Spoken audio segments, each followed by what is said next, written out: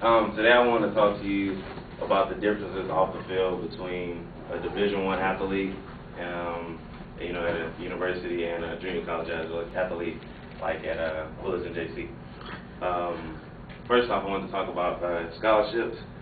At a Division I school, 63 scholarships are given every year for the football team, and that pays for tuition, board, and class fees, so you don't have to worry about books, your living expenses, and you don't have to worry about paying for your classes.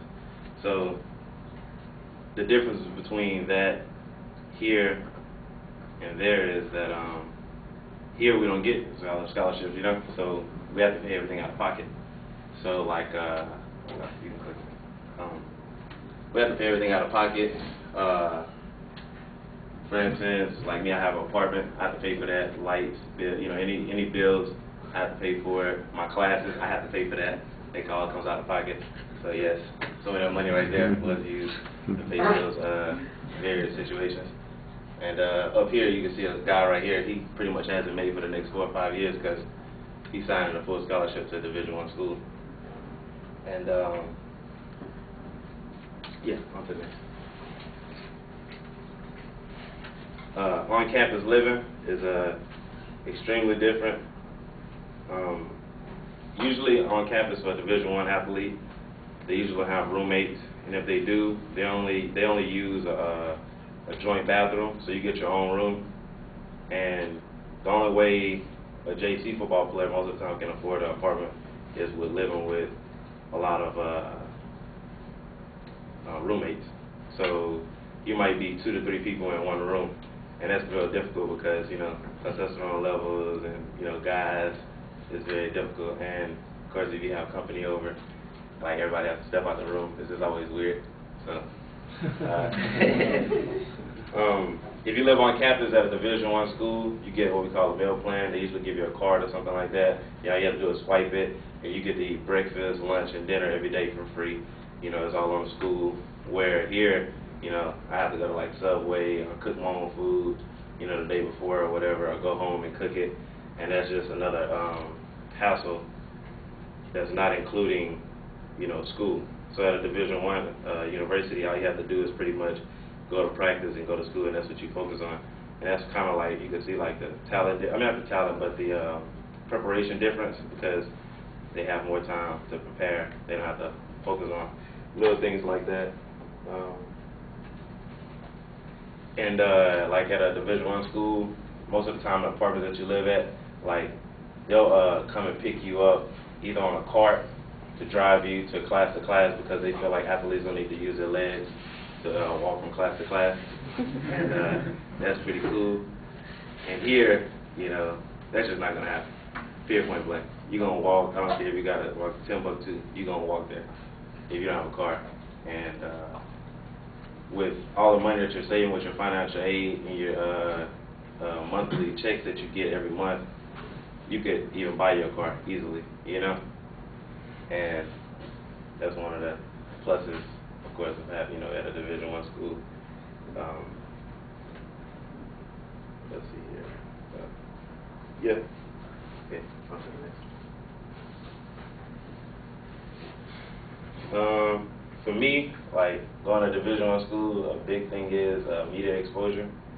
I'm kind of nervous up here right now, but usually when you have a lot of cameras on you and stuff like that, I kind of enjoy that moment.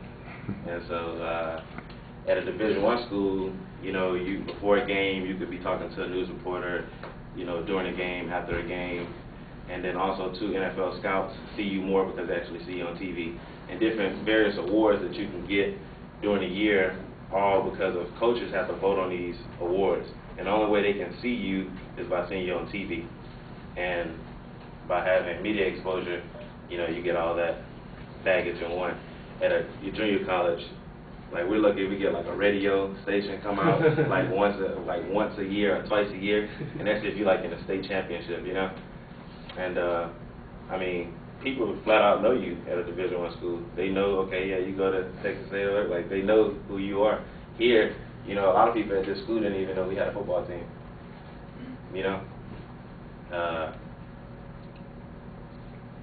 Let's see here. Then you get, it's always a pleasure, like going home, if you had a good game, to go see you might have made like a top 10 play on ESPN, and you get just as much of a shot as somebody in the pros do to making top 10 ESPN. And that's always cool, because, I mean, who doesn't want to be on TV doing something crazy, as long as it ain't like you up there crying or something like that, like Miami Heat, you know? But at junior colleges, that's just not the case. It just doesn't happen. But I mean, one day you keep playing hard enough, you get there. Come to my conclusion. I hope that by me telling you these differences between a Division I school and a junior college off the field issues, that you can see that there's more perks in becoming a Division I athlete. And you know, because my time here at Fullerton JC was good, but of course there's so much more you can get and experience off the field at a Division I school, which I plan to do at the University of Texas State.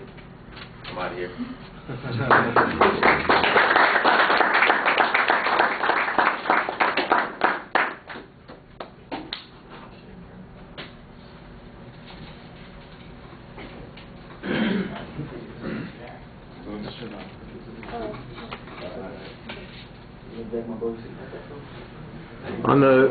On the display, did you just push the picture mute? Okay. Didn't turn it off, right? Okay, thank you. All right, Maurice, what did you think? I thought it was a good speech. He got his point across. Try to relax a little more, though. He was pretty solid, though. It was good. You know what I'm saying? I actually understand better, you know what I'm saying, the differences between JUCO and D1. Because at JUCO, I mean, nobody really knows you unless they show up at the games. But like he said, like at Montana, where my friend goes, everybody knows you. If you make a big, you're on the team, you're automatically like a star. Especially in Texas, and it's a small town, so everybody knows everybody. So yeah, I get it. I got his point. Pretty solid speech, I thought.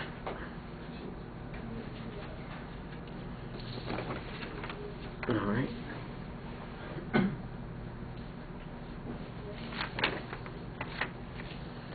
Give me 1 second here.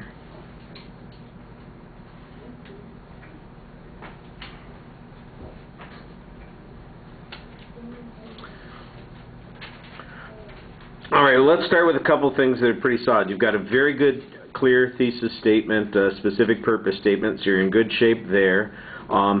Organizationally, it starts off pretty well with the signposting. I didn't think you were as consistent about that as you went on, but the main thing that helps structure the speech are the visuals. You've got a new slide for each one of the sections, so that helps a little bit structuring the material. It's also nice that you've got personal experience that you can relate to, and there's a little bit of humor that goes along with it, and that adds to the interest in the speech. Now, there are some problems. You start off with your central purpose statement. There's no attention device. There's no lead into the subject. There's no attempt to create anticipation or interest in the topic before we get to it. There's no preview of what the content is going to be. And so structurally, we have to rely on those visuals to create a way of following the information, because you didn't create a roadmap for us. The supporting material, I think, is a little skimpy. In fact, there were a couple of places where some of the information sounds like it is not particularly valid, like the notion that with the fees that they get or the checks that they get at the Division I school, they could buy a car. I would imagine immediately that there'd be an NCAA investigation if somebody was getting money from the school and a car was purchased as a consequence.